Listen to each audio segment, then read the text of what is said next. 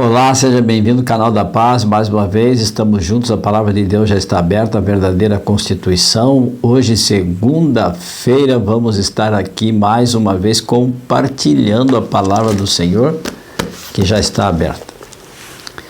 O verso que eu vou ler para a nossa meditação de hoje é um verso patético, tétrico.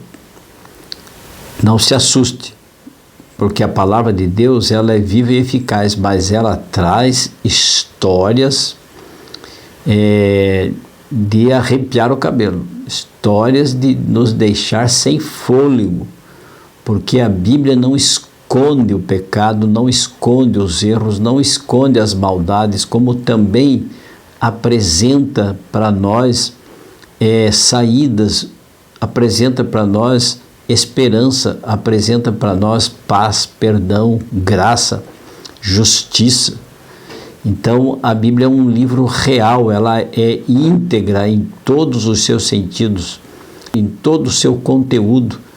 A palavra de Deus ela é apta para ensinar, como diz lá em 2 Timóteo 3,16. Diz assim: toda a escritura é inspirada por Deus e útil para o ensino, para a repreensão, para a correção e para a educação e justiça. Por isso a palavra de Deus ela não esconde tragédias, ela revela tragédias para que a gente possa avaliar o quanto é importante nós nos afastarmos do pecado, fecharmos as portas para o mal e abrirmos as janelas da alma para as coisas do alto, para as coisas celestiais, para as coisas que nos faz crescer, para a excelência da vida. É isto que Jesus quer fazer em você e também em mim. Então leio para você hoje. Vamos juntos meditar sobre este pensamento aqui, sobre esta passagem, o versículo 10 de Lamentações, o capítulo 4, Lamentações de Jeremias. Jeremias escreveu o livro de Jeremias com o seu próprio nome e escreveu Lamentações de Jeremias. São os ais por causa da desobediência do povo de Israel, da nação de Judá, da cidade de Jerusalém, onde habitavam ali os filhos de Deus, era o centro geodésico de toda a nação israelita, onde estava situado o templo de Salomão. E então diz o verso 10, olha só, presta atenção: as mãos das mulheres outrora compassivas cozeram seus próprios filhos, estes lhes serviram de alimento na destruição da filha do meu povo. Você percebeu o que está escrito neste verso? Eu vou repetir. As mãos das mulheres, isso em Jerusalém, as mãos das mulheres que outra hora acariciavam, agradavam, afagavam os seus filhos, elas, pelas próprias mãos, cozeram ou cozinharam os seus filhos, os seus próprios filhos, porque estes lhes serviram de alimento na destruição da filha do meu povo. Quem era a filha do meu povo? Jerusalém. E por que as mães chegaram a este ponto tão extremo, radical, de cozinharem os seus próprios filhos para se alimentar? Por quê? Porque Jerusalém foi sitiada por Nabucodonosor, que era o rei da Babilônia, lá dos caldeus, por 2 anos. Os exércitos, eles cercavam as cidades por fora, e as pessoas de dentro da cidade não podiam sair. E eles faziam um teste de quem tinha mais força, se era o exército da cidade, que estava dentro dos muros da cidade, ou aquele exército que estava fora. Só que com um problema, uma desvantagem tremenda. O exército de fora tinha ao seu alcance alimento em abundância, e o exército que estava dentro da cidade, por mais forte que fossem, eles não tinham acesso aos alimentos. Então os estoques o armazenamento de alimentos se acabava e eles começavam a enfraquecer, passar fome. E por isso então Jeremias relata que durante este cerco de 2 anos da Babilônia, as mães cozinharam seus próprios filhos e comeram. Você já parou para pensar numa coisa dessa?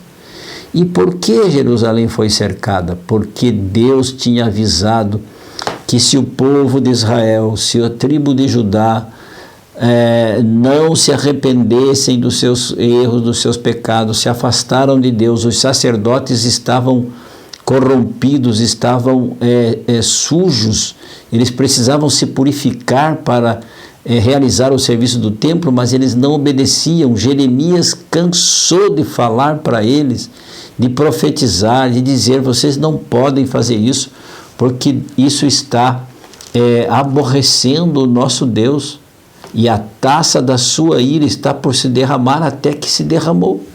E então Deus permite que Nabucodonosor sitie a cidade, e então a situação ficou mais do que dramática. Eu estava lendo uma reportagem agora do dia 25 de fevereiro, agora fevereiro deste ano, que ocorreu em Nerópolis, em Goiás. Uma mãe foi trabalhar e deixou o filhinho com a tia da creche, que foi pegar o menino de carro. Ela pegava o filho dela, de 2 aninhos, punha no carro e levava para a creche. E naquele dia, 25 de fevereiro, se repetiu a mesma rotina.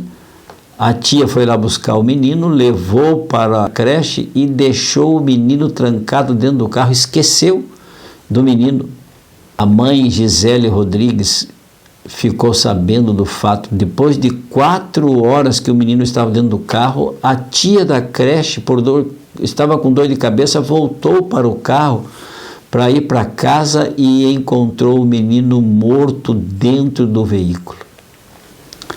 Coitada da pobre Gisele Rodrigues, a mãe da criança, desesperada, foi depor na delegacia, e lá ela não conseguiu. A emoção foi tanta, a dor foi tão grande, o trauma, a tristeza, o horror de saber que o seu filho tinha morrido cozido dentro de um carro. Goiás, Nerópolis é quente, muito quente em Goiás, e a criança morreu cozida dentro do carro.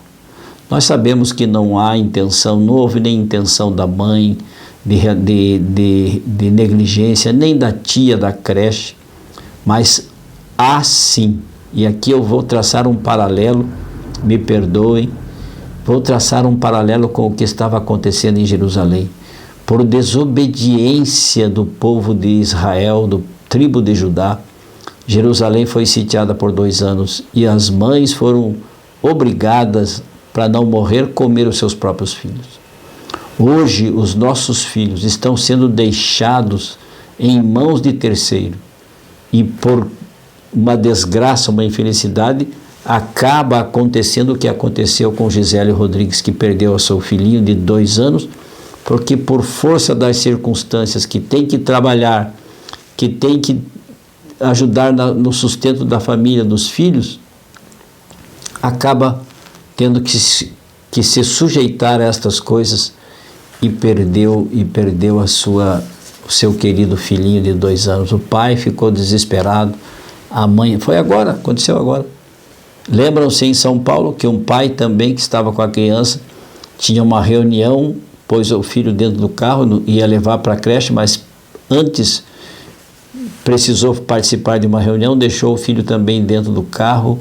Quando ele se lembrou da criança, que foi correndo lá para buscar a criança, já tinha morrido também, sufocada, fechada dentro de um carro, em plena luz do dia, do sol escaldante. Então a nossa sociedade não é melhor do que a sociedade de Israel, da tribo de Judá, que desobedeceram, que estavam vivendo o materialismo, que estavam vivendo a iniquidade, que estavam vivendo a desobediência, a idolatria. Os sacerdotes estavam corrompidos, e hoje no nosso país, na nossa nação, ao redor do mundo, por circunstâncias de materialismo, de necessidade de sustento ou de status, as mães e os pais acabam largando os seus filhos cozidos dentro dos carros. Isto já tem se repetido algumas vezes. Isso é uma loucura o que nós estamos vivendo. Sem falar que nós estamos perdendo nossos filhos para a inteligência artificial, para a internet, a globalização, a agenda work e outras coisas mais que estão vindo por aí, a nova ordem de coisas, de inversão de valores, e assim a nossa sociedade está cada vez mais afundando. Amigo, amiga, a coisa não está, o mar não está para peixe, a coisa não está para brincadeira. Nós precisamos orar, precisamos nos ajoelhar, precisamos clamar a Deus por perdão pelos nossos erros e faltas e falhas, pela nossa falta de espiritualidade, pela nossa falta de amor ao próximo e amar a Deus sobre todas as coisas. Quem sabe você esteja sendo engolido pelo sistema, está sendo engolida pela tecnocracia. A teocracia, que é a religião, e a tecnocracia estão dominando o mundo. Procure saber disso. Vamos entregar a nossa vida, amigo, amiga. Eu apelo a você, pelo amor de Deus, leia a palavra do Senhor. Compartilhe as mensagens aqui do canal da Paz, de amor, paz, fé e esperança. Eu quero orar com você hoje. Quem sabe você esteja vivendo momentos difíceis, dramas, dificuldades, sente um vazio no peito, na alma. É a crise existencial que está batendo a porta dos nossos corações. É o Espírito Santo que está trabalhando com cada pessoa para que entregue-se a Jesus enquanto há tempo. Porque quando Jesus descer nas nuvens dos céus, com seus milhares de milhões, de bilhões, de miríades de anjos, não haverá mais tempo. Aí as pessoas correrão de um lado para o outro, clamando que as rochas caiam sobre eles, porque perderam o tempo de graça, perderam o tempo de se reconciliar com Deus, de arrependimento. O tempo de arrependimento é agora. Por favor, vamos orar, vamos clamar a Deus por misericórdia. Incline a sua fronte, feche seus olhos e oremos. Senhor meu Deus, tenha misericórdia de nós, por favor. Estamos vivendo em tempos difíceis, estamos vivendo como se fôssemos sitiados por um grande e poderoso inimigo, e nós sabemos quem é o nosso inimigo. Satanás e os seus anjos, os demônios, estão nos cercando, nos sitiando, e só pela tua misericórdia, pelo teu poder é que podemos nos livrar, que o Senhor pode nos tirar deste poço de miséria que está se transformando este mundo, este planeta. Vem logo nos buscar, mas antes, toca em nossas vidas para que nós entreguemos o nosso coração, mesmo que pecador, mesmo que sujo, ao Senhor, porque o Senhor tem perdão para nós, pela sua graça e misericórdia. Assim oramos, agradecidos em nome de Jesus, rogando a presença do Espírito Santo. Amém. E lembre-se, amigo, amiga, aquele que ouvir a palavra de Deus, este habitará seguro, em paz, tranquilo e sem temor do mal. Fique com Deus, amo vocês. Tchau, tchau.